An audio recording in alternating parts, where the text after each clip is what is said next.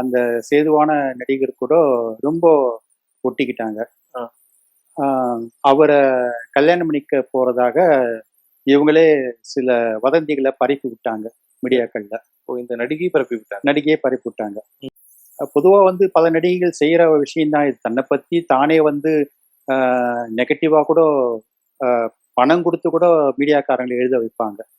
ஏன்னா எப்படியோ ஒரு பப்ளிசிட்டி, அது பாசிட்டிவோ நெகட்டிவோ ஏதோ ஒரு பப்ளிசிட்டி வந்துச்சுன்னா தன் பெரிய நடிகை ஆயிட முடியுங்கிற கணக்குகள் பல நடிகைகளுக்கு உண்டு. அப்படிதான் இவங்கள வந்து அந்த உயரமான நடிகரை கல்யாணம் பண்ணிக்க போறதாக பத்திரிகைகள்ல வதந்தி வர வச்சுட்டாங்க. இதை படிச்சுட்டு அந்த நடிகர் இவங்க கிட்ட கேட்டாராம், நீ என்ன சின்சியரா லவ் பண்றியா அப்படின்னு கேட்டாராம். ஆமான்னு சொன்னாங்களாம். அந்த நடிகர் சொன்னாராம், நான் ஏற்கனவே கல்யாணம் ஆவேன்.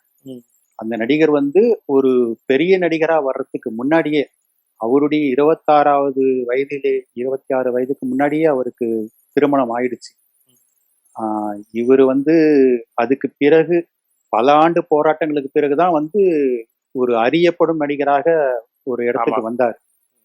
ஸோ இவர் சொன்னாராம், எனக்கு ஏற்கனவே கல்யாணம் ஆகி குழந்தை இருக்குது, நான் உன்னை கல்யாணம் தான் பண்ணிக்க முடியாது, இது வந்து நம்மளுடைய அஃபேர் வந்து ஒரு ஜஸ்ட் டைம் பாஸ் தான் அப்படின்னு சொல்லிட்டாரு. இது இந்த நடிகைக்கு ஒரு அவமானமா போயிடுச்சு. அந்த நடிகருமே வந்து அஃபேர்ல தான் இருந்தாங்களா இந்த நடிகை கூட? ரிலேஷன்ஷிப்ல இருந்து இருக்கிறாங்க. ஆனா வந்து இவங்க வந்து இந்த நடிகை வந்து அவரை கல்யாணம் பண்ணிக்கணும்ன்ற எண்ணத்துல இருந்திருக்காங்க. அவர் வந்து ஒரு டைம் பாஸ் விஷயமா தான் பழகி இருக்காரு இவங்க கூட. உன்னை கல்யாணம் பண்ணிக்க முடியாது, நீ ஏற்கனவே கல்யாணம் ஆயிடுச்சு, நான் கல்யாணம் பொண்டாட்டியை டிவோர்ஸ் பண்ண முடியாது